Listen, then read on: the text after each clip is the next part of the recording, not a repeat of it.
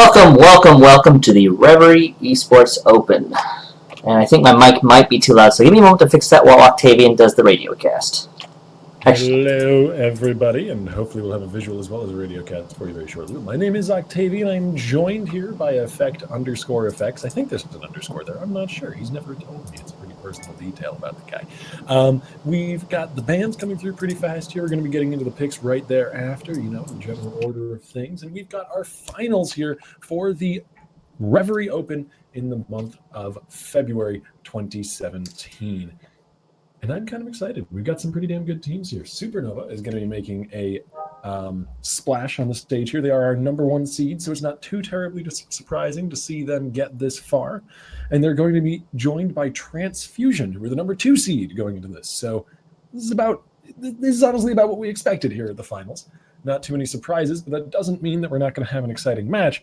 We have the best of the best that we have to offer here to show for our finals tonight. Absolutely, and there we go. Now I see my mic isn't exploding to the top decibels there. That's good. That's good. Don't want exploding mics. Yeah, that would be bad. I kind of already feel a little bad because I saw the little blip go from 0 to like 100 instantly. Hopefully we didn't blow out anybody's eardrums there with the sound of your voice. Graves is going to be the first pick here, though, and will be matched by some jungle priority on the side of Transfusion as well, as they're going to grab themselves a Rengar, a top lane to go with it in the form of Shen, and we're still deliberating over Supernova's second and third picks. A Thresh would be fun. Thresh has seen a bit of a renaissance recently. Not a lot of players are picking him up, but there are a few dedicated players who have been bringing him to the forefront as an option beside these very high damage harassy mage supports that we're seeing quite often in the lane, and an option to some degree counter them. Only if you're a really good Thresh, but if you can land the hooks consistently, it works out pretty well.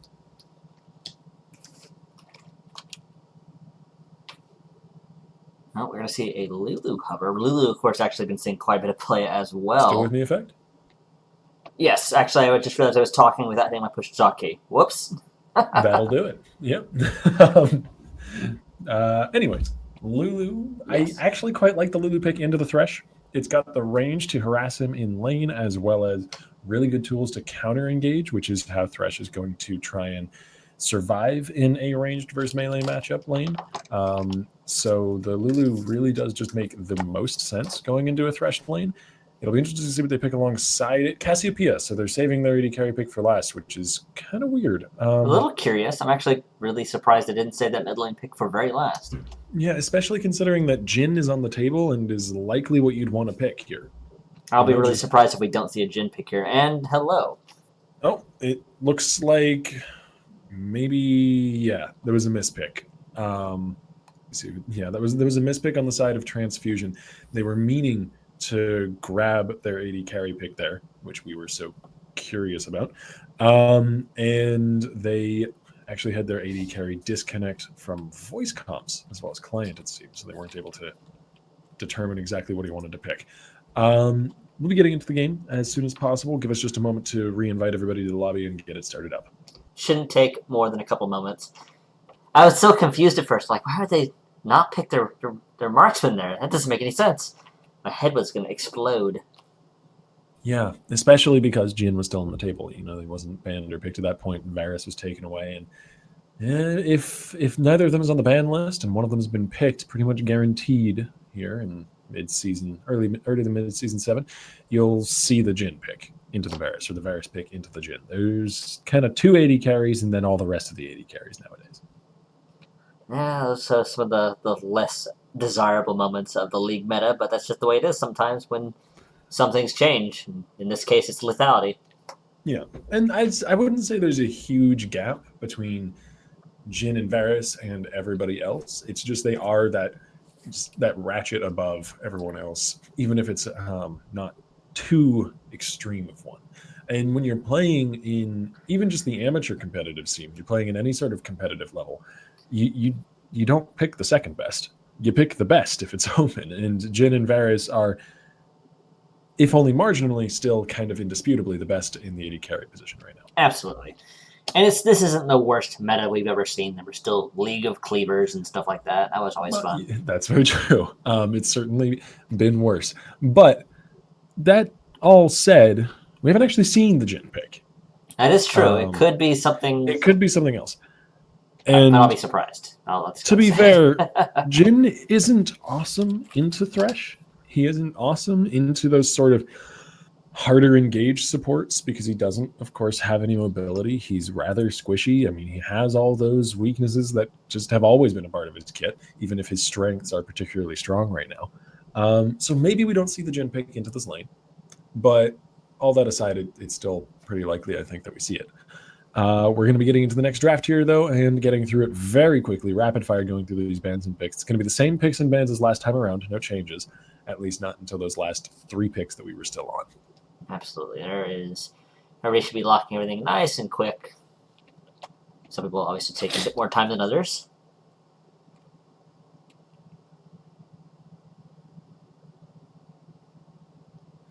Alrighty, and then this is about where we were. So they would need a Lulu, and there's the Jin. There's the Jin. That does make the most sense. And in a best of 3, you usually want to start game 1. There's 2 schools of thought. You either want to start game 1 pretty reservedly, stick to the meta, feel out your opponents, and don't risk anything, and go in really safe and let your opponents give you as much information about them as possible. Or you want to come out swinging wildly with a strange as hell composition so your opponents are caught off guard and they don't have any time to learn and react. And you get that first victory, that sort of quintessential momentum in the series. Seems like both sides are going for the first approach, though, as we haven't really seen too much straying from the meta yet. That is indeed seem to be the case right now. Thresh is a little unusual, but like you said, he is seeing a bit more play now. Azir would be a bit odd. Azir has not seen play in quite a while. He got dethroned by a series of nerfs. Right, it's like, here, we'll break your knee, and then we'll break your knee again, and they just kept doing it for several patches. Maybe the more appropriate analogy with Azir is that they clipped his wings. He took all of the all those feathers out that allowed him to fly. Katarina, though, into the Azir. There's a matchup I didn't anticipate seeing. Very, very interesting for sure. I don't think I've seen Katarina. Gragas as well. All right. Well, maybe the secondary strategy of coming out the gate swinging with some of your stranger champions we're going to see now. Gragas and Azir are 2 champions that the meta has kind of left by the wayside after a series of nerfs to both. So to see them picked up by Foss and Piecake here is remarkable devotion to the champions. And they must feel really comfortable on these picks because they certainly aren't in vogue at the moment. Katarina, on the other hand, has recently seen I would say, I don't want to say minor rework. It's really only minor in comparison to some of the other Assassin reworks that came out. But a guiding hand from Riot, which allows Katarina to play more to the sort of style that they wanted. And I actually quite like the rework that she did get. Absolutely. It definitely makes her a little more interesting. I'm not sure if you would call it a minor work. I kind of agree with you there, but it's enough of a rework to call it a rework, I'd still think, because there's definitely some changes there. And we have entered our 3-minute delay, though. I'm really looking forward to seeing how this game goes because we have the Gragas, the Katarina, and the Azir, which are characters we haven't seen in some time. Mm-hmm. Well, we're going to have to get through the spectator delay to find out how it turns out. And we're going to leave you with a little bit of light listening while we do so. We'll be right back, folks, so don't go anywhere.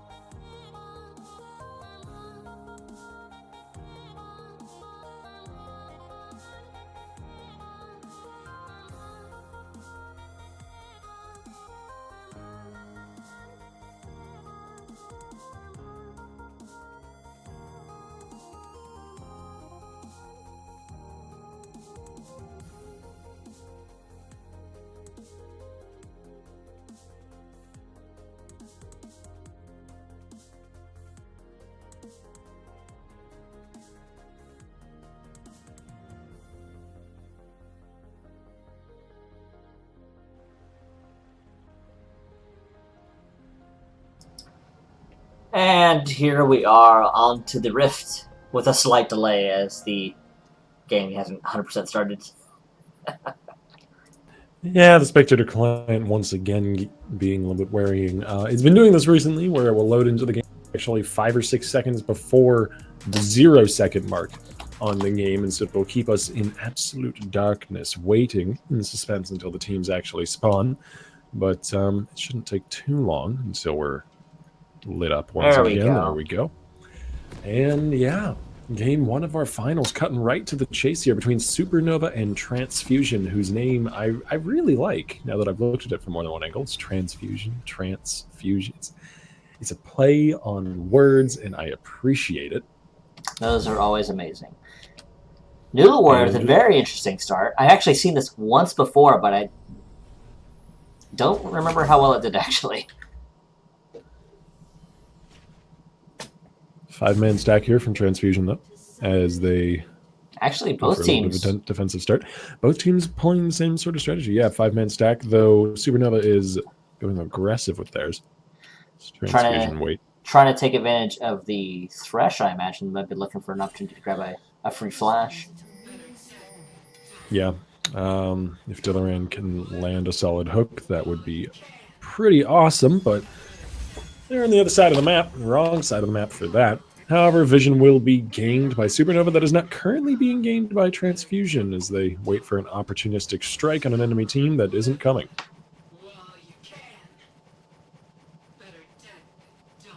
A slight advantage over to Supernova. Here's some weird audio. Oh, that's Katarina. Yeah, no, that's the Project Katarina. It is a little bit odd audio. Sure. She sounds different. Oh man, Noodle Warrior is just going to take a little damage on the way out. I feel like Potluck pulled the trigger a little too early there. A little bit. He could have let Noodle Warrior walk right into Pie Cake Lord, and then Potluck could have turned. He dropped the ward down, so they're going to know that red is being taken. Yeah. That's some information gained back for the side of Transfusion that they wouldn't have had otherwise. Good for them. We'll have to see if Frosty tries to get the return steal. He's actually clearing it a bit faster because... As we start ready and roaring into the laning phase here. Now, Varus versus Jhin is a matchup that we've seen many a time here at Reverie Esports over the last few weeks, because really what other AD carries are there in the current meta? That's a joke. There's a few others, but they are the 2 top stringers, as we mentioned in draft. So I'm interested to see how the lane plays out, since it seems to be able to go one way or the other, but a hook on Frosty Nomad interrupts my point as Dillaran assists that Azir in claiming first blood. Now that's going to help bridge the gap between pre-buff and pre-nerf and post-nerf Azir damage. That's for sure. Absolutely. That was such a really brilliant hook by Dillaran. It took full advantage of them stealing that red buff and abusing Frosty Nomad's desire to get his own red buff back. Yeah, the only opportunity cost that comes with that is the fact that Dillaran now doesn't have summoners and was out of the lane for a little while, so Solus Inferno got bullied back, lost 5 or 6 CS, but that's perfectly fine to give the first blood over to the Azir lane. And the blue buff into a melee lane. Yeah, into a melee lane as well, into a Katarina. Like, that's going to be so very hard to come back from, and Potluck is looking to just neutralize that tiny little disadvantage that they did get from that play by coming to the bottom lane, pulling the heal off Crypt, getting the kill to Solus Inferno, and now that CS lead doesn't matter anymore. It doesn't even exist properly after this wave is shoved out. Supernova taking a nice firm lead 3 minutes into the game. It takes a very explosive play. Rockon is pulling the exhaust, but taking a lot of damage on the way out. That's the power of that blue buff right there. Foss is going to be able to just continually shove damage right into Rockon's face. And really the only way Katarina can answer back is going aggressive like that, so I can't fully disagree with the play, but he just caught between a Rockon in a hard place. Hey! Because he doesn't have a good option here now that he's up against first-blooded Azir with that blue. That's definitely a kind of a worst-case scenario. Yeah, indeed. Well, the good news is he's used up all of Fast's pots, but he doesn't have any pots for himself anymore. He's going to need some kind of jungle support. Yeah, and in the war of attrition, the Azir will almost always win. Even post-nerf, that is something that he's still very good at. He has great lane control, that's for sure. especially with the first blood in the blue buff. Doesn't hurt. Absolutely. Yeah, it's gotta feel bad for Frosty Nomad though. It's gonna put him so far behind. And so we'll see some very delayed ganking from him, most likely. I want to draw attention to Noodle Warrior here. He's going with a really fun build that, build in air quotes, really fun start to a build that I've seen pretty often from some tank top laners recently. The triple rejuve bead. It just gives you so much lane sustain. He's even got potions on top of it. It's pretty hilarious. You could actually just watch his health bar slowly creep up, even without a health potion on. Certainly a very interesting start. And it does build into things for him, too, because the Shen will usually go a Tiamat item, and that takes 2 rejuve beads, I believe, for the Tiamat. I always forget that those actually go into Tiamat. But you're right, yeah. Well, they at least go into the Titanic Hydra because it has a crystal eraser involved in the ingredients, if memory serves. But yeah, he does make use of all 3 if he goes for certain builds. As Dillaran lands the Flay, the exhaust onto Crypt, just guaranteed CC coming through. Hasn't even thrown out the hook yet, and Crypt is still caught in the face of this Thresh. That was beautiful, beautiful high threat Thresh gameplay from Dillaran. Making use of the Flay start on the beginning of that play, really nicely done. Well, Rock trying to get a little bit of knives there. Flash. Yeah, he has to burn the Flash to get out of the trade. This is what I'm talking about. Like, Rock needs to go in to win trades and regain lane control, but he can't go in because if he does, he'll die to the Azir. So this is why Riot nerfed Azir over and over again, because when he's good at everything. He's got range for lane control, he's got shoving power, he's got dueling power, he's got CC, he can roam pretty well. He's the whole package, really. There's no glaring weakness in Azir's kit, and just in terms of mechanics. So they had to kind of nerf the numbers so that he's not an overpowering menace to the meta. Absolutely. It's not kind of hard to argue with that when he's always so powerful. His ability to do just crazy amounts of DPS, and even after the nerfs, he still does really good DPS. Yeah, I mean, especially with the sort of lead that we're seeing Foss with this game. Yeah, pretty much anyone you play in the mid lane competently is going to be really strong when you have a 20 CS lead in Flood. That is true, but I can't help feel like they basically planned for that to happen, because Dillaran was ready for Frosty Nomad's hey, hello. Frosty Nomad with a little bit of bouncy house in his jungle. Who says there's no room for fun in League of Legends? There's plenty of room. He's like, I'm behind, but I'm going to have fun doing it. He's not, I mean, he's moderately behind himself. Let me check the gold values here, actually, in the junglers. X key, where are you? There you are. Yeah, he's a little bit behind, actually, pretty significantly behind the Graves, who's been probably just been out farming and showed up for those 2 assists down bottom lane as well. And it's hard to blame him with the losing the red buff and getting ganked while trying to recover, trying to steal the other red buff in return. It's been a rough game so far for Frosty, but he is reaching that level 6 breakpoint pretty shortly, and that may make all the difference. I say may, because it's really about how well Supernova is able to play around it, rather than, I think, how well Frosty Nomad is able to use it. He's got to find a mistake from Supernova, and this actually may be a mistake here from Transfusion, as Frosty Nomad's going to go down. Speaking of level 6s, Potluck had his before the Rengar was available. Foss the Mage, though, whiffing there on the Emperor's Divide, is not going to get the knockback onto Rakan, which means his ulti is not interrupted. It's a double kill to the Katarina, and that is exactly what Transfusion needed. That was a good recovery by Rakan. Oh my gosh, dodging the Emperor's Divide. I'm not sure he... Oh no. Yeah, it wasn't even dodge, it was a bit of a choke from Foss, but down in the bottom lane, we've got an exhaust coming down onto Souls Inferno, a flash away from the Glitterlands. Now Dillaran left high and dry by his AD carry, maybe in some real trouble here, but he makes it in safety. He was trying to flash back for the attempted flay. That was surprising, as my voice probably gave away. But no kills go down in the end, just a lot of summoners. Really aggressive play by Dillaran. I can really appreciate that, but the flay just not quite hitting. Yeah, it wasn't in range for that, sadly for him. I would like to point out that we've got an interesting start here from Solus Inferno. A few seasons back, if I had said Tier Varus was interesting, I would have been laughed out of the room. But with the advent of lethality, speaking of lethality, Crypt is looking for some of his own. There's the lantern, pulls him out of the range. Nicely done by Dillaran. No, Deadly Flourish comes out, and Frosty Nomad will get some success with his first ulti. About as easily as he could have claimed a kill there.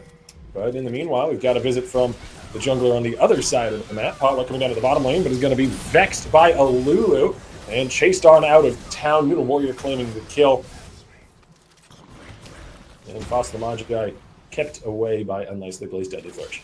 That's going to be Transfusion making a recovery, going from what was bleak to not so bleak.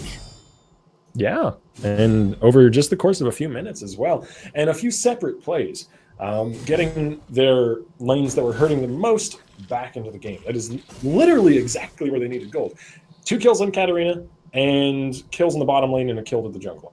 Well, actually, no, the kills actually went to bottom, even though they have them down there. They got the 3 assists, though, so I imagine they'll take it. This Rock-On may yet be able to salvage his lane. It's a little rough still for him, though, because Foss has completed basically equivalent components at this point, so his advantage hasn't really shown. I think once that Gunblade is completed, we might be able to see Rock-On go for the 1v1, but it's all going to come down to the ultis. Basically, whether or not Emperor's Divide counters Death Lotus.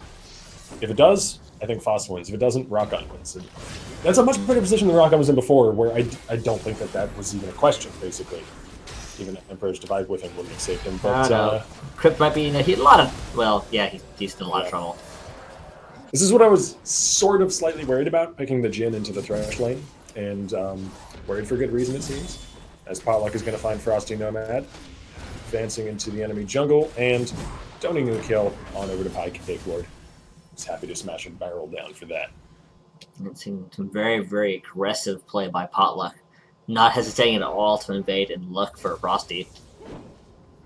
It makes sense. He's trying to push the advantage that he had. I say had, he doesn't nearly look as egregious anymore, at least not across the map, just considering the whole of the game. But it's still quite far ahead of Frosty Nomad in particular. Pie Cake Lord might not win this 1v1.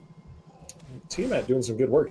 Noodle Warrior couldn't actually turn back and just raw fight because of the minion wave, but Potluck coming up to the top lane means that it'll be a 1-for-1 trade.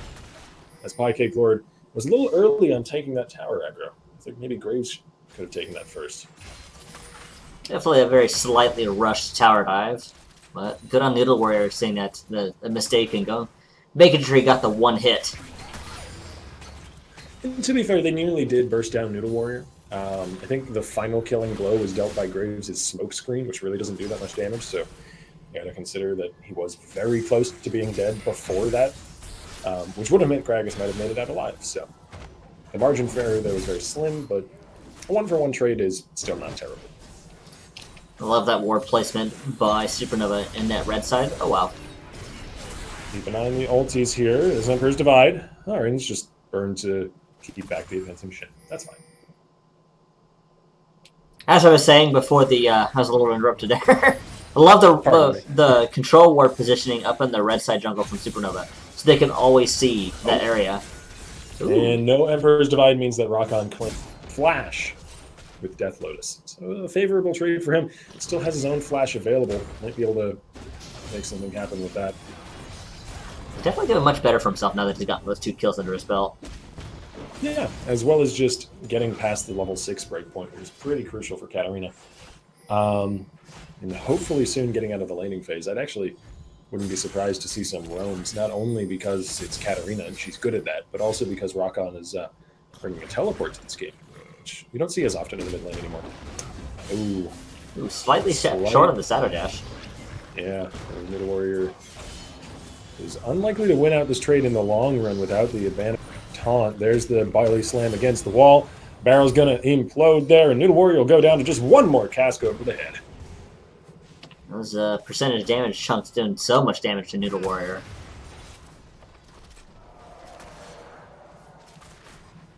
Not able to quite take home the trade, but Dillaran is looking for an engage of his own. Meanwhile, they're waiting for quite a while in the bush, waiting for them to engage and make a crucial error coming close enough to the bush for Varus to be left on. Real patience there from the Rengar. Extremely. I was like, is he going to jump out? But he trusted in the Lulu. He trusted in the Lulu to keep Crypt alive, and the trust was well placed, it seemed. Crypt with the cheeky Deadly Flourish.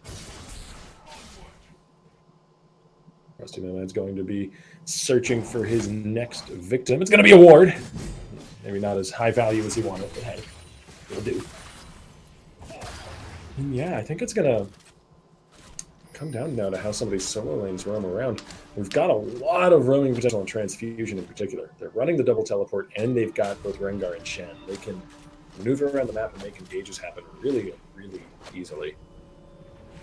That's honestly one of the strengths of their composition here moving into the mid-game. Crypt will be able to afford that Gust Blade out. Yeah, there it is. So that'll help increase his damage pretty significantly. Ooh. Oh, hello. Yeah, Frost and Nomad just straight ulting in the mid lane as Potluck returns to the top once again. I think Noodle Warrior is safe here. No, the ulti comes down. There's the toss as Pyke just sends him flying with 50 health left. That shield saving Noodle's life. Always dangerous to turn a corner while there's an Azir around. So Katarina takes about half her health as tax for turning the wrong way. He moves from Solus to evade the clutches of a bloodthirsty Lulu. And the game continues to be bloody. There's definitely no shortage of fighting going on, which is very exciting. I still think it's pretty... Yeah, well, actually, I don't even think. I can just look at the gold. Supernova definitely still has the lead, but Transfusion's definitely not out of this yet. They're having some very good success. Followed up by Solus Inferno. The one thing you can't say about this better smash got a bucket load of CC, but there's a Shen on the enemy team, and he's difficult to deal with. Rakan going to be bounced back twice. Oh no, that's really unfortunate, taking way too long under the turret. Oh, that dancing grenade had quite a journey. Jilliran's going to fall too. It's a double kill to the Jhin. Oh man, that's unfortunate. That wasn't a dancing grenade, actually. That was just the fourth auto from Crypt. But still. He got away, and you can see the cool auto just following. Well, good. Very nice job by Crypt to pick up a double there with the assistance from Noodle Warrior and Big Mama. Yeah. Very unfortunate for Rakan, though. He looked like he shumpoed on top of the wall, so it bounced him back into the turret. This is such an aggressive play by Potluck, but he is going to claim the kill. He trades his... I'm sure he had to know he would. Frosty Nomad is not a trifling force anymore. The guy's actually gotten a few kills and is coming into the mid-game as Rengar. Yeah, he's made a very strong recovery. But Dragon is up. That means there's no opportunity here for Graves to potentially steal this. There's no contest. I mean, likely Supernova wasn't going to contest this anyway. They're in a pretty awkward position to do so, with their bottom laners having just gone down. But Potluck willing to trade the 1-for-1 now. It's been definitely very, very curiously aggressive play, but he's been aggressive all game, so maybe it's not so curious. Yeah, he definitely has been. Multiple times we've seen him coming from very deep flanking positions onto lanes, which has served him pretty well.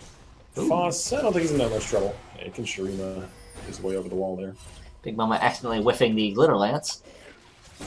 The ability is not actually named Shurima Shuffle. It's named Shifting Sands, but I refuse to accept that because it's not as cool. Shurima, it's a phrase born from Reddit, if I remember correctly. And I don't remember which thread it was born in. Well, wherever it came from, I appreciate its existence. Frosty Nomad is being harassed out of his own jungle once again, potentially. Hook flies a little wide, but he has to flash away. Okay. Potluck earning a lot of respect there. Ooh. Rakan dodging that piercing arrow just barely. Yeah. Supernova, though, are going to get priority here in the mid lane, and I think this turret is done for. Maybe not. I mean, there's a... No, the turret doesn't quite go down. Okay, they're going to back away. A lot of respect to the combo of the Jhin and the Rengar, as Foss's ult is even burned on the way out from Supernova. But Frosty is not going to find a way in. And he sees there's four, decides... Yeah. Frosty sees the 4 of them and decides, maybe I don't want to do that. I think it was definitely the right idea to try and chase down after the Jhin ulti dropped in there as well. They even saved the turret, which is commendable. I didn't think that was something they'd be able to hold on to. Frost Newman has done a great job of coming back into this game. I gotta give the guy props. Admittedly, Rengar is just really powerful at the moment and can spike very hard in the mid game, but it's not just that. He's done a good job of finding picks and finding opportunities post 6. Kind of taking advantage of the extremely aggressive Supernova play we're seeing from pretty much almost all the lanes. That as well, yeah. He's been in position really to capitalize on Potluck's overextensions a few times, which has happened a few times. Shut now in the mid lane for transfusion, potentially, as they're going to get flanked on here by Cake Lord coming out of the top lane, but bites off a little more than he could chew, and as Gragas, that's kind of tough to do. There's the Lantern as Rock-On gets hooked going in. Dillaran is fighting off quite a bit himself as well. Hail of Arrows comes down to slow up Frosty Nomad, who's trying his best to get into the fight. Fostamanja, though, will claim the kickback. A hook on the Frosty Nomad. He is eliminated. Dillaran actually the one to land the final blow there, and if Potluck could just land that ulti, Crypt would have gone down, but now Dillaran is going to get kited out. Noodle Warrior actually body blocking the hook, so Crypt is safe and sound. That flash away from the collateral damage was so critical at the end of the fight there. If he hadn't flashed that, he definitely would not have been around to finish off Dillaran. And a very nice play by Noodle Warrior, body blocking the hook to make sure that there's no threat at all of him dying. Incorrectly predicting where Potluck was going to go, but the fourth bullet is still enough. And execution damage is something to be reckoned with. And it does not seem like Potluck was able to do the reckoning. Whatever that means. If Potluck hadn't hit by that third shot, he might have been okay, but unfortunately, not much place for him to go once he got hit just the one time. Pardon me. Looks like Supernova want to take back a turret of their own in the mid lane here. Maybe chasing in on a Noodle Warrior, but that is a bit of a tall order. Good piercing. Ooh, good piercing arrow. And a turret will be equalized at the very least. Kills equal as well. Still a gold lead to Supernova too.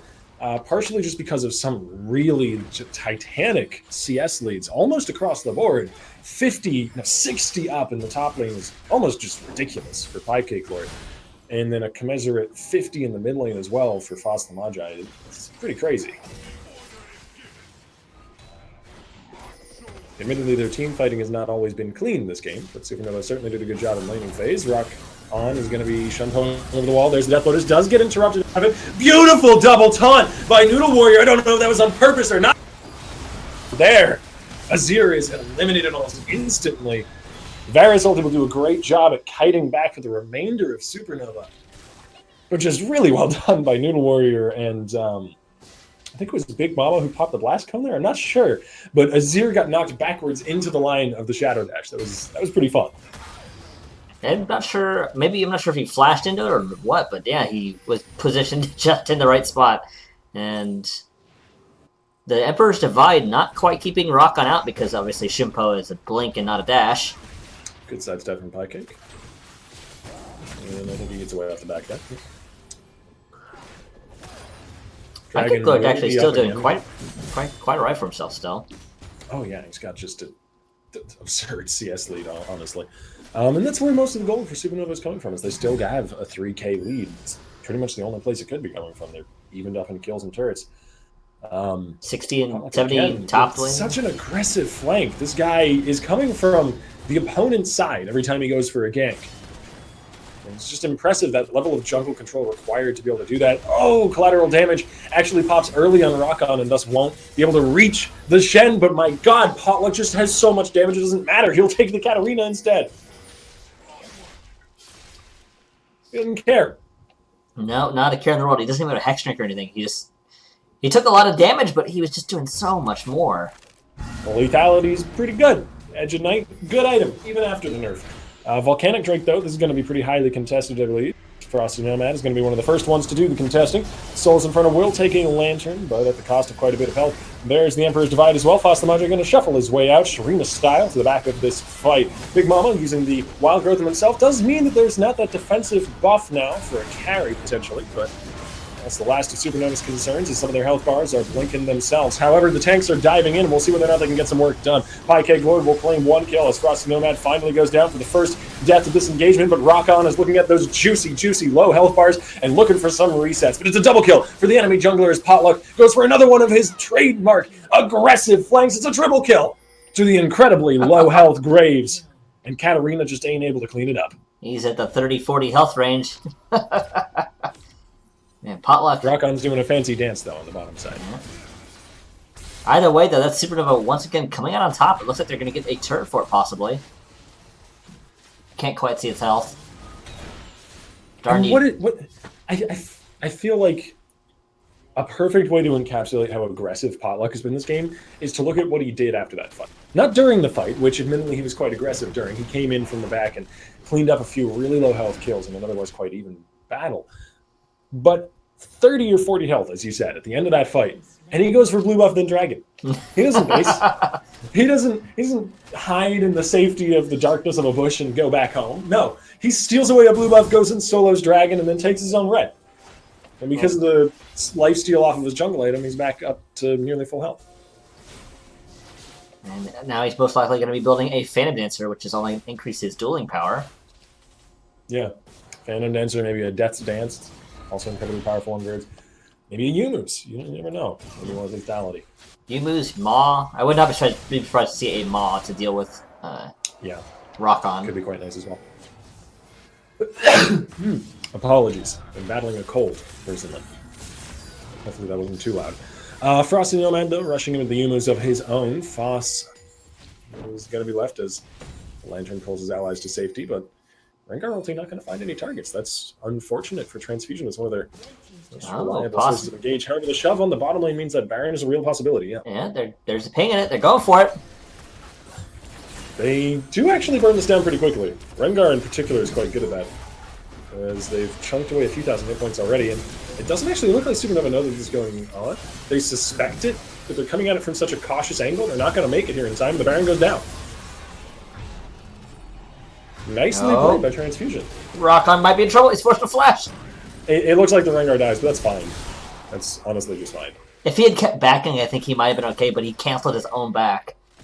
Yeah, I mean, maybe he could have made it out of that alive, but really, one kill for the Baron.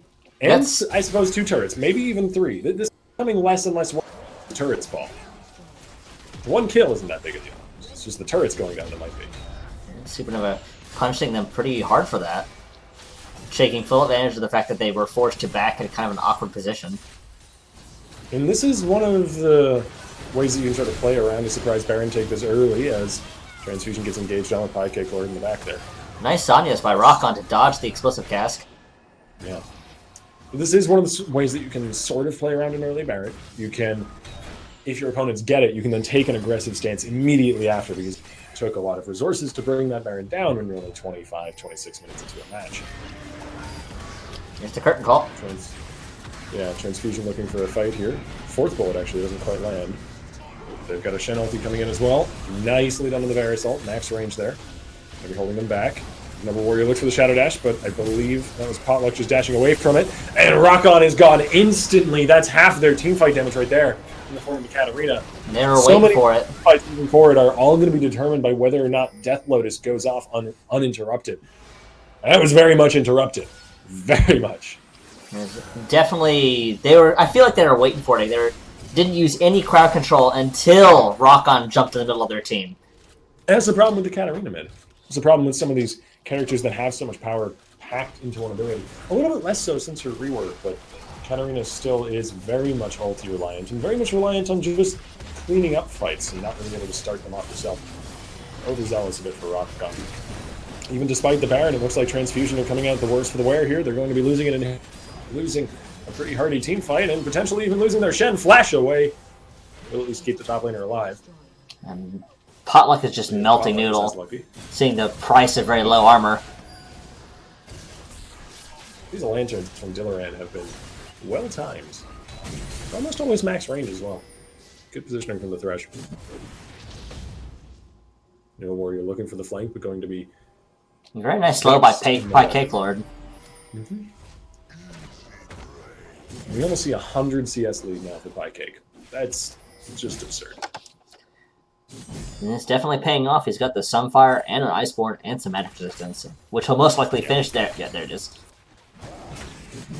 ZZ Rot for Luna Warrior is an interesting choice.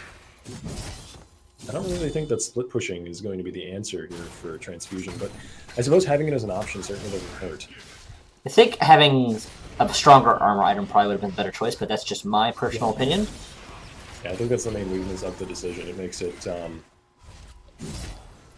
lot harder for the Shen to be an effective tank here at the front line. Absolutely. We can just see Potluck just destroying him with just flat armor pen. Speaking of potluck, buying a Bloodthirster. More sustain, more shields, more damage. So far, this match, though, has certainly lived up to the hype of Seed 1 versus Seed 2. We've had some really high action moments, that's for sure. And overall, it's been relatively even, though Supernova has had something of an edge the majority of the time. Ooh, almost with that hook. I think the blue buff had 46 health remaining after the hook landed. Very, very close.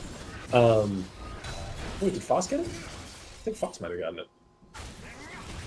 Let me see if Rengar has a blue. I don't know. No, he has a blue. Okay, no, Foss has the other one.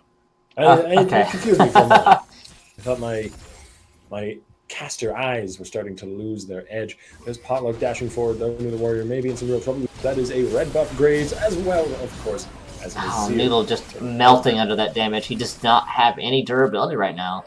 Yeah, he's really a bit of a wet noodle. Supernova, though, is going to be able to rotate towards the mid lane. And I'm going to push of their own. The dragon will be up in about 6 or 7 seconds, so it makes sense to just grab that really fast.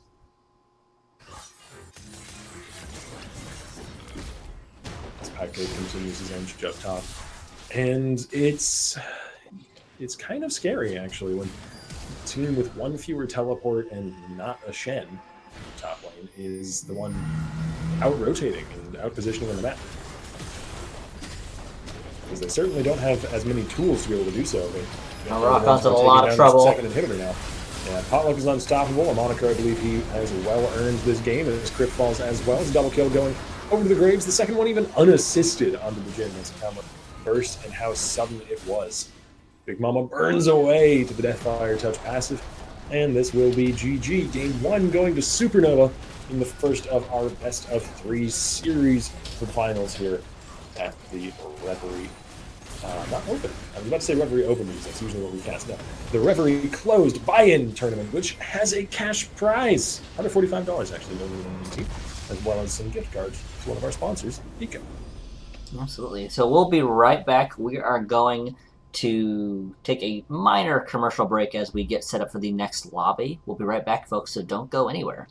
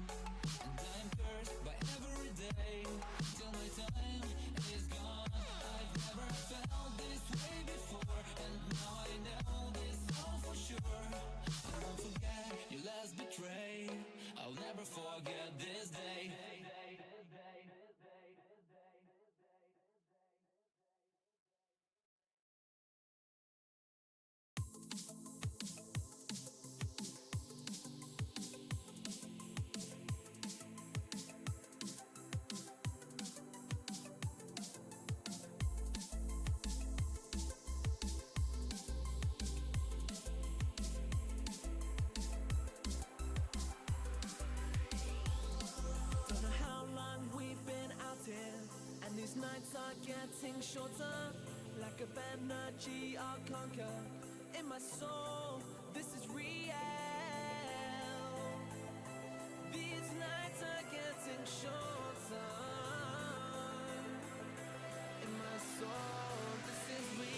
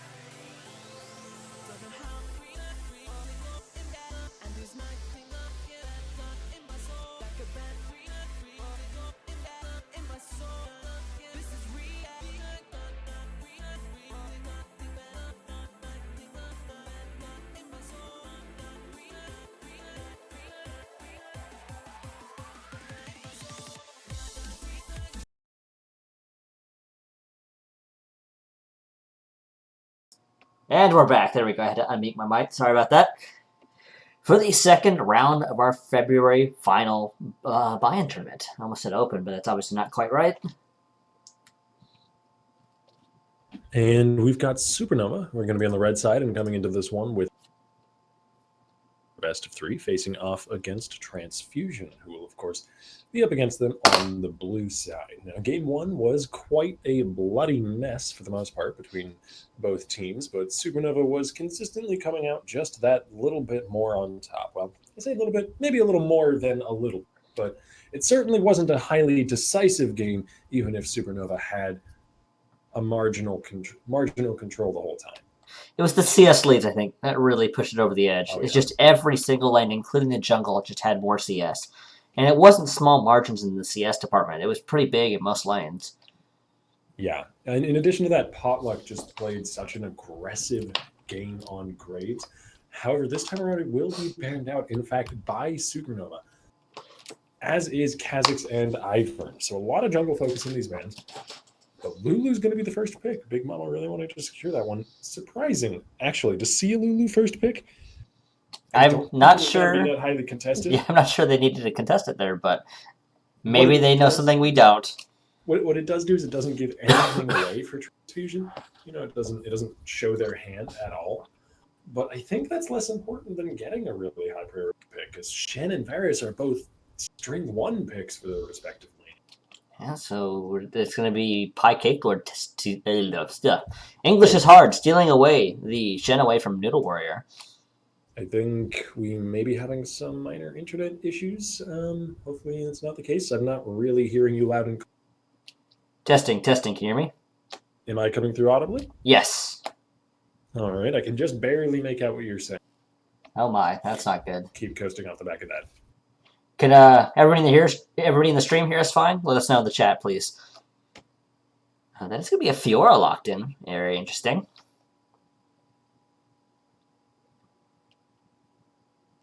Oh, and of course it is also the Jin locked in. They're going to be locking it in much sooner. Octavian has went ahead and muted himself to go ahead and see if he can fix his internet issues, because if it's something wrong, it's on his end, it seems, if we're both fine then. Thank you, Sargon. Appreciate it. Yeah.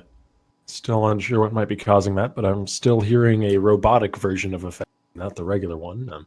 Maybe he's just been taken over by a half cyborg, half man. I think it's only on my end, though. The stream doesn't seem to be having the same issues, so I'll go ahead and see if I can resolve that really quick. Lee Sin and Thresh going to be the next 2 picks, though. Dillaran had a solid Thresh game last time around, and Lee Sin is one of the few junglers remaining on the table here, so it makes sense to grab that, though Rengar was still an option. So it seems like Potluck doesn't favor it as much as some of the other junglers do in the current meta. Yeah, Lee Sin has certainly been seeing a bit more play, even in some higher tier matches. I've been seeing him a lot more. Pretty much we've seen him almost every week here. Now, Warwick, however, we haven't seen. I think we've seen him once or twice. He might lock it in. Of course, it is a hover. This is a very long hover, so they can always switch at the very last second and fool us. But it's not going to be the case with the Warwick at the very least, so that's going to be fun. A very interesting Falcos also locked in. Wow. Yeah, Octavian is reconnected, so he'll be back in just a moment. You have to just settle for me. My apologies. That is going to be a No, it's going to be a jungle Warwick, because they already have the Fiora locked in. And a mid lane Vel'Koz, which is very interesting, because we haven't seen Vel'Koz in a very long time here at Reverie. Trying to actually think if I've seen a game with a Vel'Koz. It's not a particularly common champion, but looks like it might be answered back by the Syndra, using the Scatter the Weak to possibly break the laser or get some long-range initiations onto Vel'Koz, who is not exactly the most mobile character in the game. Which you think he would be with the tentacles. He could just drag himself over everywhere.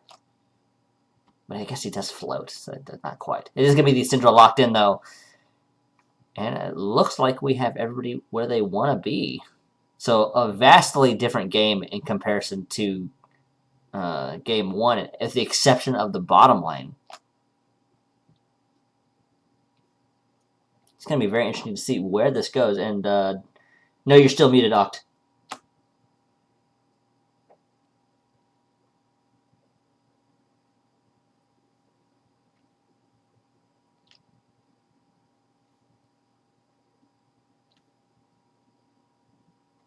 Alrighty then. So it looks like everybody is where they want to be. Hopefully Octavian can get his internet issues fixed. He'll be back hopefully really soon. We'll be going into a small, tiny commercial break, and as soon as we're back, don't go anywhere, folks. We'll be casting it as soon as we're back in.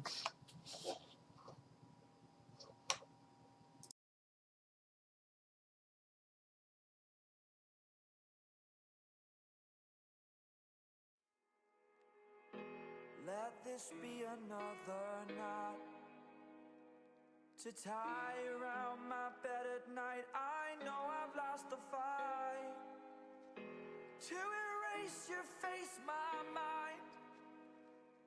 Awake, I lie here staring up beyond the sky. In fact, am I audible? All right. Hopefully you aren't going to be too roboty yourself. Just say a few things. Tell me about this draft that we have in front of us so that we can check and make sure that my connection isn't being spotty still. Oh, what's that? Oh, no. That's unfortunate. I'm going to go try and undo the cyborging that has happened and be right back, everybody. One sec.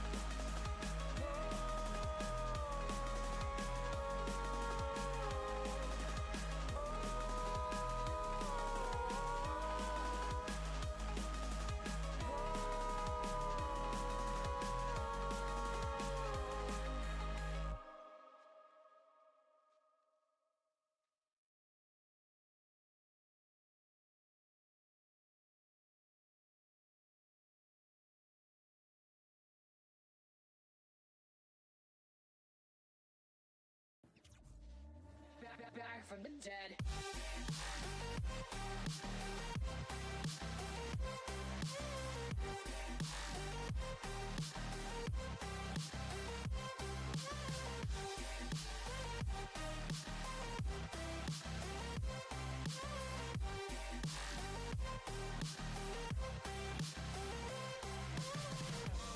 Ladies and gentlemen,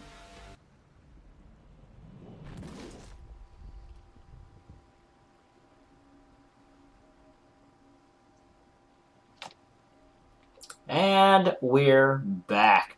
Octavian should be back shortly. He is seeing if he can fix the obvious robotiness.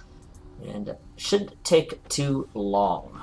Let me go ahead and take this opportunity to make sure everything is set appropriately, and we can get started with the second round of the finals between Transfusion and Supernova, for those of you just joining us. And I will be just joining you as well, I hope. Am I a robot still? Not as far as I can tell, you sound a lot better. That's good. That's good. I recovered from the robotic legions of the Outer Rim worlds, recovering my brain and trying to insert their motherboards into it, but fear not, I fought them off. Or you've And I'm been building completely some- replaced and you're a perfect copy. I'm building some sort of strange narrative here, and I'm not really sure what. Supernova, though, is looking for an invade here, going to be trying to catch out pretty much anybody, as Dillaran was looking for that hook, that miraculous level 1 hook that can start off such a beautiful game, but it doesn't look like they're going to be catching it, at least not this time around. And actually, did he even skill that up first? Yeah, he did skill up the Death Sentence first. So that is a little rough for the lane. You usually want to go with Flay, level 1, just so you can get the Relic Shield stacks shared a little bit more easily, and you get a little bit more damage at level 1 with Flay if you can get in range to use it, because you get the auto enhance as well as the skill itself. But it's fine. Death Sentence is certainly not a bad choice. It's not the worst of the choices that are available, and if you can get a flash from anywhere, it's always worth it, in my opinion. But unfortunately, they didn't quite get the flash this time. Middle Warrior was able to get away from the evil clutches of Dillaran. And this time around, Frosty Nomad is... Well, I was about to say he's not going to have his red stolen. He's not going to have it stolen. He's going to get his red buff. But it's going to be sort of stolen away while he's trying to do it. It's a very different kind of stealing than we usually see. That's so sad. Oh, that's pretty great. So it's massively delayed his red buff because he's taking the Raptor camp right now. It does mean that Foss is a little bit less level 1 wave clear, though, because he didn't go with the Q first, didn't get the dark power. That's so mean from Foss. Yeah, it's not that big a deal. Frosty Nomad isn't able to keep doing his red buff, actually, because he had burned the smite already, so he just doesn't have the health to keep it going. But he'll be able to come back to it later, unless it just gets stolen away now by Potluck. Yeah, Potluck roaming to the bottom side of the map. Oh, He's gonna, that's so aggressive. grab it. It is stolen. Dang. That's Potluck once again with the super high aggression in the jungle. No hesitation. As Crypt is playing really far up in this lane.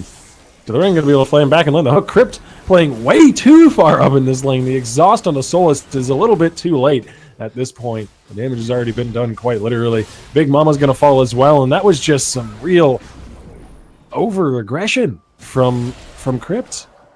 Definitely a little too far forward and had almost no minion cover, allowing for an easy death sentence. Yeah, put so much emphasis on landing that 4th auto. Traded away his life for it, pretty much.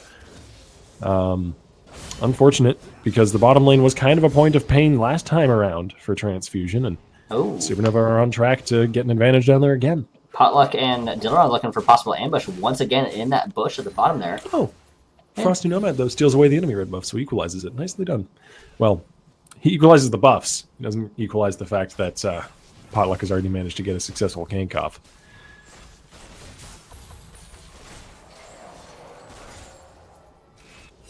But he does manage to get himself a red buff. It's part of his clear at the very least.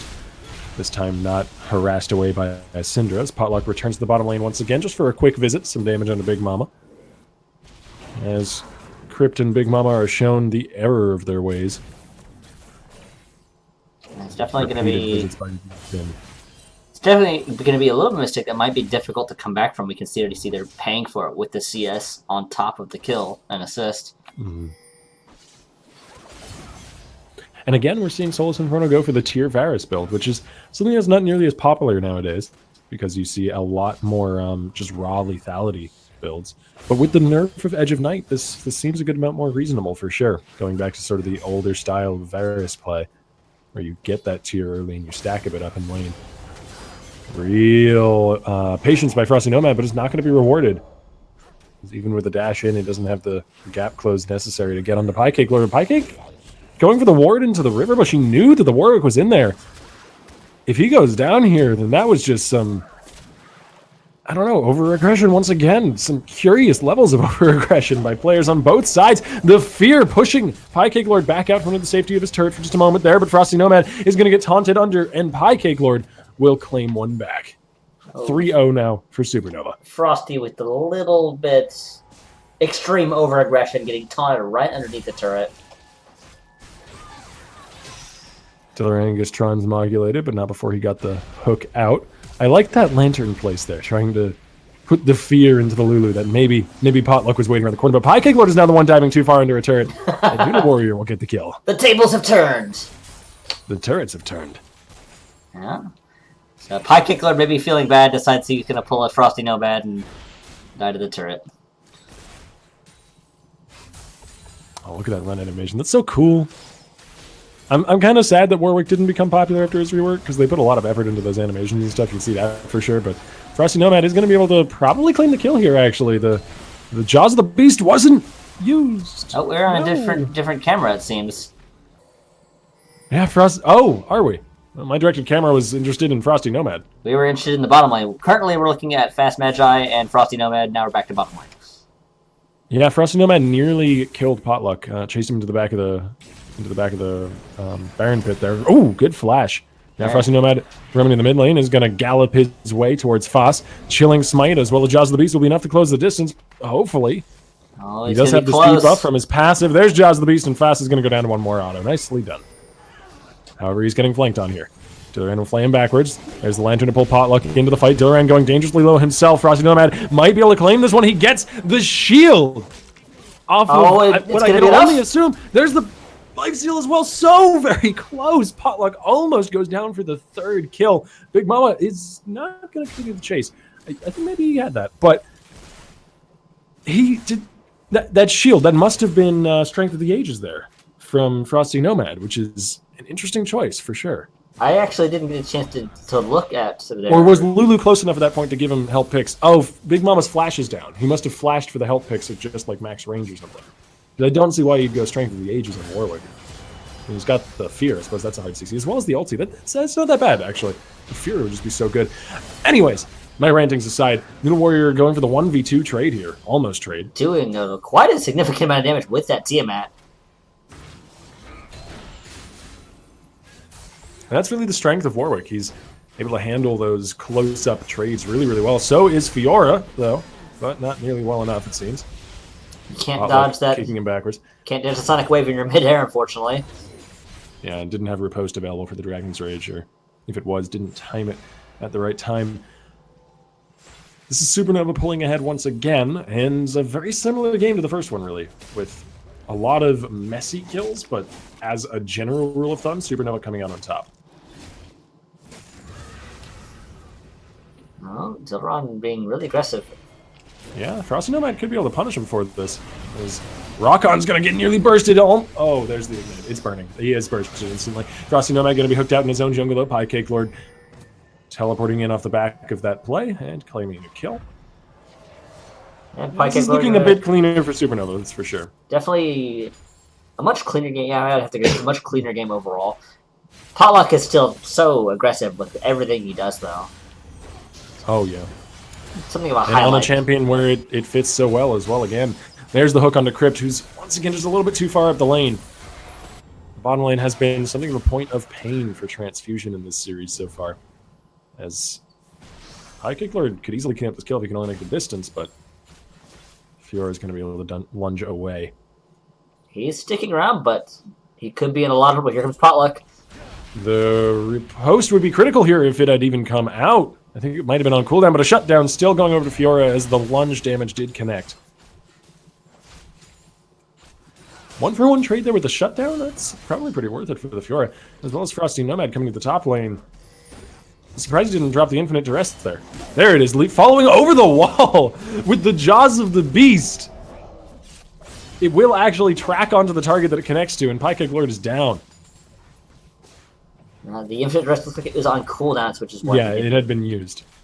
It had been used previously. We didn't actually get to see where it was used, though, I believe.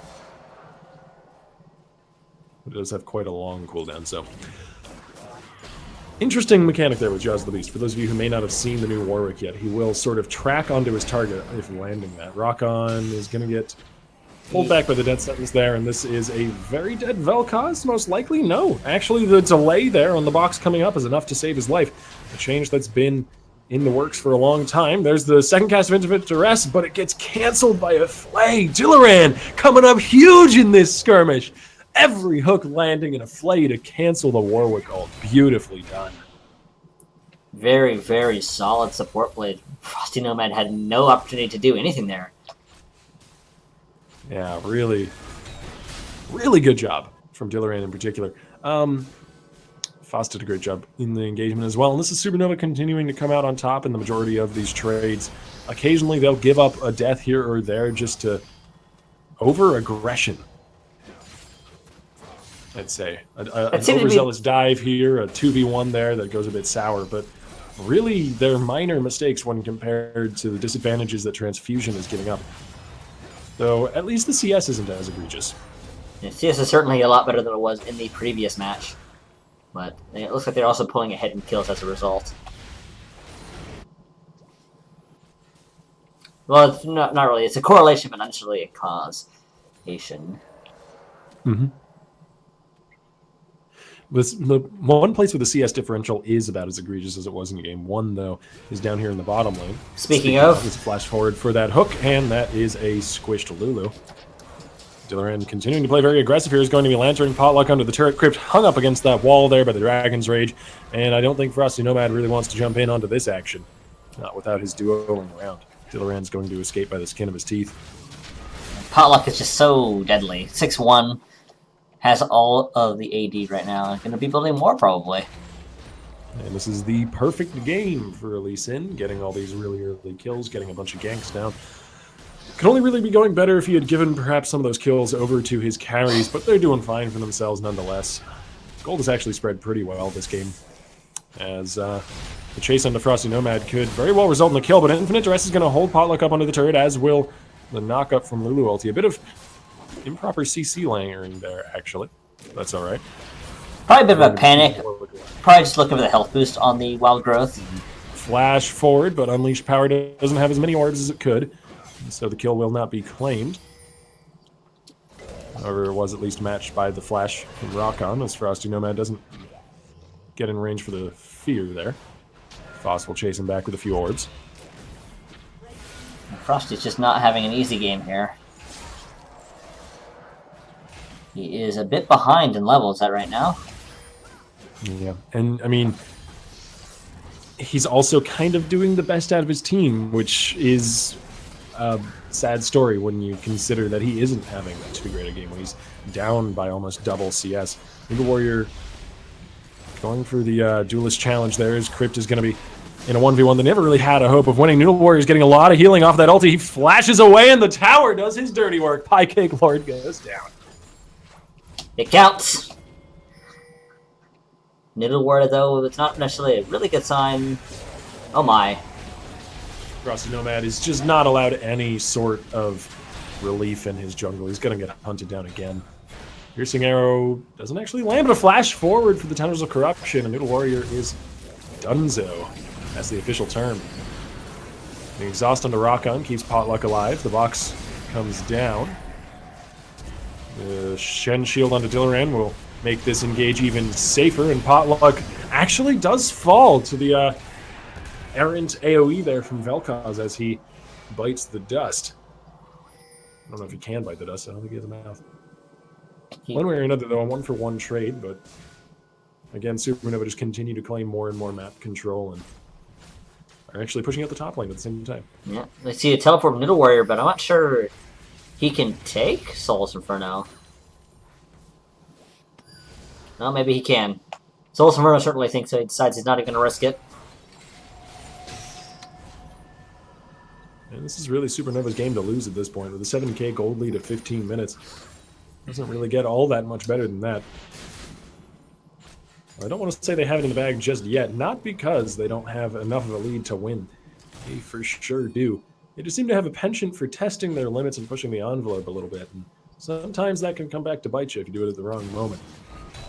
So I think there's always the possibility that Supernova end up taking a ill-gotten fight near a Baron or something along those lines and throwing the game back, but that's pretty much what it would have to take for Transfusion to come back into this one. Certainly feels that way. Oh, sorry, something's in my... Gotta cough something out.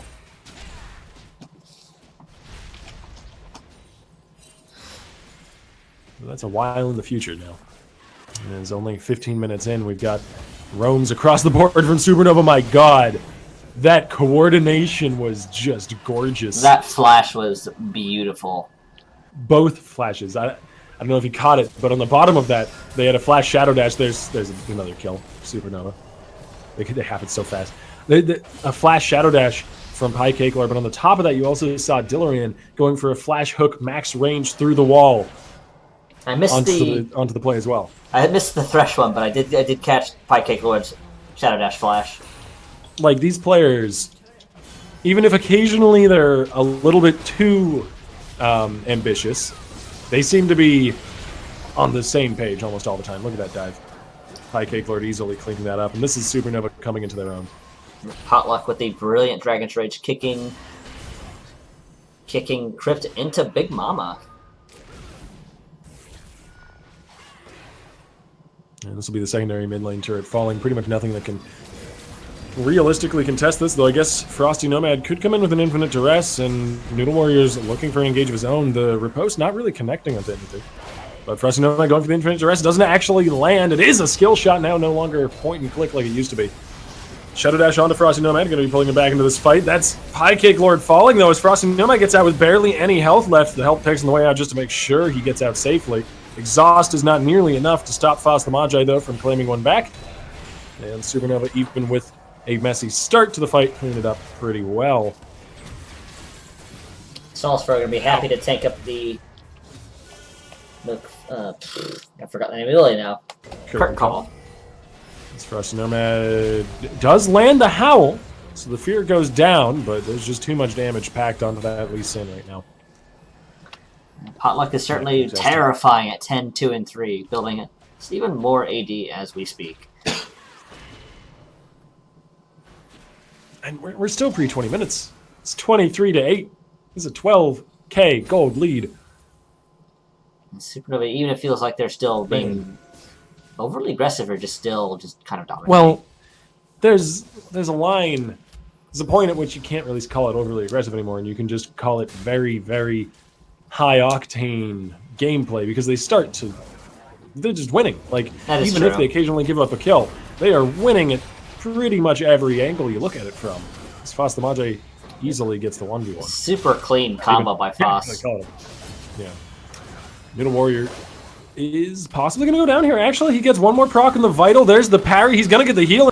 It out safely. Beautifully done Fiora play. And he's going to die. Clicked on him. Clicked on him. Can't avoid that. His moment of triumph ruined by Potluck. Well done, though, for sure, by Noodle Warrior. Absolutely. The fight was just on the hair's edge the entire time. Admittedly, Fiora does really well into tanks in the mid game, but there's such a lead for Supernova. I want to say at this point it's actually only a 500 gold lead for Pycakelor, but there's such a lead just for Supernova as a whole that it just feels like they shouldn't be losing any 1v1s. So, and that was still a really close one. So to see Noodle Warrior come out on top there has got to be at least a little bit of a glimmer of hope for Transfusion, but in just the same way that Potluck snuffed his life out immediately afterwards, I think Supernova is going to be snuffing out that glimmer pretty shortly. No candles can be lit. And this is certainly much more of a landslide for Supernova than Game 1 was. Frosty Nomad is likely doomed here as the hook lands. The death sentence in more than just name. I don't think... It looked like the Deadly Flourish took that, but I don't think it did. Geometry! The red buff went under the Soulless there.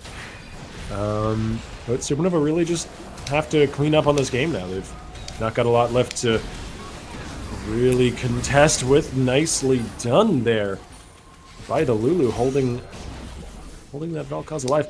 Dilleran's going to get snared by the Deadly Flourish. Potlog chasing Noodle Warrior off, beautifully avoiding the riposte there. Valkaz is gone. And Supernova again take home a victory. At least in the team fight, if not the game yet, but it's looking likely. As a dead Warwick. Frosty Man is... yeah, he's not going to go anywhere. That is most certainly going to be an inhibitor, right at 20-minute mark.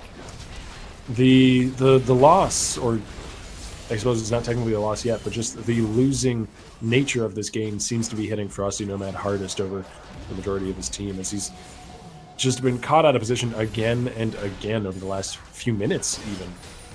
The word tilt is a pretty dirty one in the League community, but it seems to be the only one that really can describe the phenomenon with this Warwick here. He's went from being 3-3 to 3-9 over 8 to 10 minutes or so. I mean, to be fair, when you're a jungler and all your lanes are losing, it feels like a losing uphill battle to do anything. Oh my. This could be a few opportunistic kills off the back for the side of Transfusion, but they're going to be trading 1 for 1. Potentially more than that. Yeah, Foss claims another. That's 2 for 1 so far, but Crypt might be able to bring him down. Deadly Flourish is going to be holding up the Shen there? Not the target they really need. Frosty Nomad he can't keep chasing into this. He'll get kited out. Yeah, he's gone. Piercing Arrow misses, but the auto is enough to do the trick. Pie Cake is an implacable force now. And this is just Supernova kind of playing with their food a little bit. Pie Cake pushes the limits of this Shen, is likely going to clean up the kill on the rock here. And that is an ace. Just in time before Big Mama can spawn.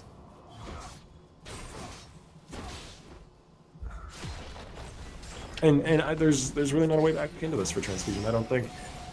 It would As mentioned be... earlier that Supernova has the capacity to make game-losing mistakes just as a team, but I think we're even beyond that now. They'd have to make a series of 2 or maybe 3 really seriously game-losing mistakes, which I don't think they quite have the capacity for that. The Warrior gets caught out, going for a pick in the jungle, desperately trying to claim something from this losing situation, which is kind of how we can just describe this whole game for Transfusion.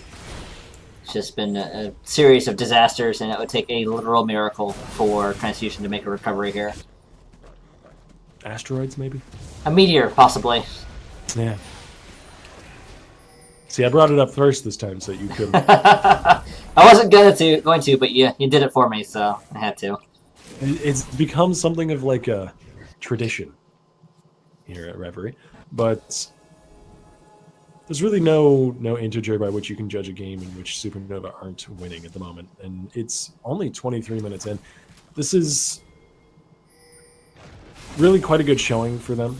Supernova have a reputation as something of a powerful team in the amateur scene across a multitude of different leagues, but it never hurts to have that reinforced, that's for sure. This Potlug is going to pull the Lulu ult solo here, potentially going to claim the kill as well, as he's got his team now coming in from the side. Lulu going to be going down, and this is the last fight of the game, I'm imagining. Pie Cake Lord is a unstoppable force. There's the taunt under the Warwick. Frosty Nomad will fall, probably. I don't know. Maybe I'm a liar. Maybe I'm a liar. Close. Frosty Nomad's gonna get out. No, Foss claims him. Unfortunate. I was hoping. It's like, run, little Warwick, run! But unfortunately, that is going to be an almost ace. In the end, it will be a 2-0 sweep for Supernova in our best-of-3 finals here. Foss will go down. The Nexus turret is not to be trifled with. Come on, guys, hit that Nexus. Hit that Nexus. End this. They're playing with their food Claim still. your prize money. There we go. And that is going to be Supernova taking a very, very convincing Game 2. Far more control than in Game 1. And our first Warwick here at Reverie since his rework. doesn't go so well for him. Though I wouldn't put it all down to the champion choice. And Frosty Nomad had actually some pretty good moments, pardon me, in the early game. But he was left with bricks tied around his feet as they moved further and further into the match, and it was just too heavy to keep moving. To be fair, it'd be a little bit tilting to have your red buff just taken away by a Syndra. Going all the way back to minute 1. That's going to be it for us here at Reverie, though, tonight. Thank you, everybody, for tuning in. Any final parting words here? No, not really. Congratulations to Supernova for taking that victory. That is going to make them the winners for our buy-in tournament at the end of the month. And they're going to get some cash and some Deco gift cards. So a valiant effort by Transfusion, but hopefully we can see them again next time. I would love to see them return. Well, have a good night, everybody. Yeah, good night, you all folks. enjoyed. And we'll see you next Saturday. Later.